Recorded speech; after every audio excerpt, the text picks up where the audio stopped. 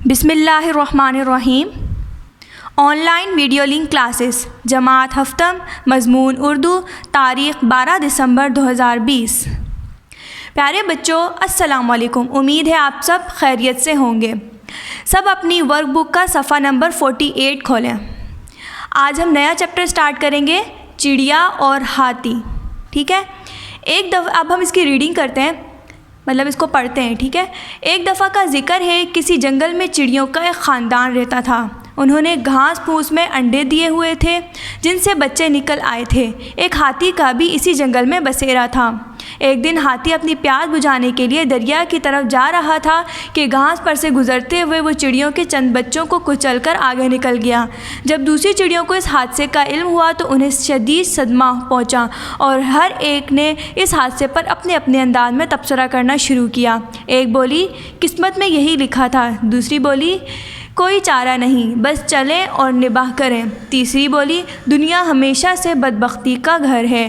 ایک جوان سب سے مختلف اور بڑی بہادر تھی اور جس کا نام کاکلی تھا، بولی، مجھے آپ لوگوں کے ایک حرف سے بھی اتفاق نہیں۔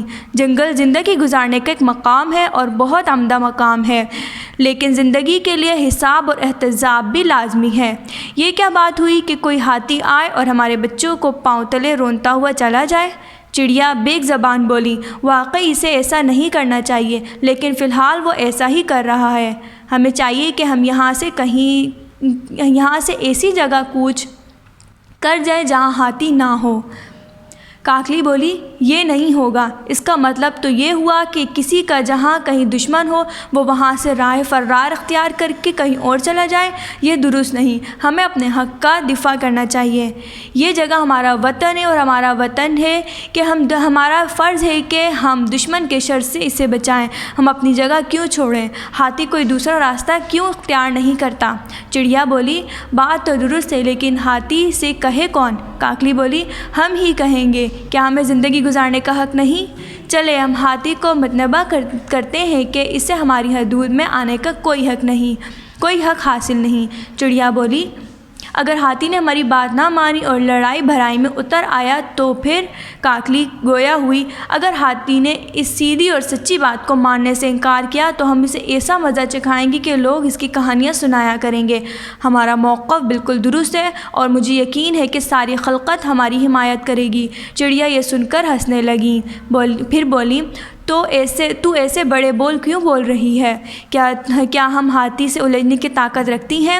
کاکلی بولی، کیوں نہیں؟ اگر ہم یک جان ہو جائیں تو یہ ممکن ہے۔ ہاتھی کی اوقات ہی کیا ہے؟ اگر کوئی ہاتھی سے زیادہ بڑا جانور بھی ہم پر ظلم کرنا چاہے اور ہم اسے سہنے پر تیار نہ ہو تو اس کا کوئی زور ہم پر نہیں چل سکتا۔ کاکلی بولی، ذرا رکیں، پہلے تو میں حجت پوری کروں گی اور اپنے نقطہ نظر سے ہاتھی کو آگاہ کروں گی۔ اگر اس نے میری بات مان لی تو ہمارا اس سے کوئی جھگڑا نہیں، اگر نہ مانی تو میں اسے یاد دلاؤں گی کہ جب چیونٹی آ جائے تو ہاتھی کو لے بیٹھتی ہے۔ اچھا بچوں، ہم لوگوں نے آج آدھا سبق پڑھا ہے، آدھا سبق ہم اگلے ہفتے پڑھیں گے۔ اب اس سبق سے ریلیٹڈ اس سبق کے متعلق جو سوالات ہیں ہم ان کے جوابات بھی ساتھ ساتھ کر لیتے ہیں، جو آپ کے پیج نمبر 52 میں موجود ہیں۔ پہلا سوال ہے، کاکلی کے خیال میں زندگی گزارنے کے لیے کن چیزوں کا ہونا لازمی ہے؟ تو اس کا جواب ہے، کاکلی کے خیال میں زندگی گزارنے کے لیے حساب اور احتساب کا ہونا لازمی ہے۔ پیج نمبر 52 میں ہی ہے سوال بے ہے، کاکلی نے راہ فرار اختیار کرنے کی مخالفت کیوں کی؟ جواب ہے، کاکلی نے راہ فرار اختیار کرنے کی مخالفت اس لیے کی کیونکہ وہ نڈر اور بہادر تھی اور اس کا معنی یہ تھا کہ انہیں اپنے حق کے لیے لڑنا چاہیے۔ سوال جیم ہے، دانا چڑیا کے خیال میں ہاتھی کا مقابلہ کیسے ممکن تھا؟ جواب ہے، دانا چڑیا کے خیال میں ہاتھی کا مقابلہ ساری چڑیوں کے متحد ہونے پر ممکن ہو سکتا ہے۔ اب بیٹا آپ لوگوں نے پورا پیج نمبر 55 میں یہ کچھ درست جواب پر نشان لگائیں، یہ دیے ہوئے ہیں۔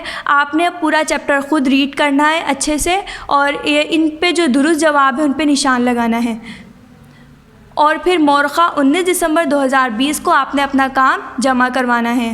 شکریہ۔ اللہ حافظ.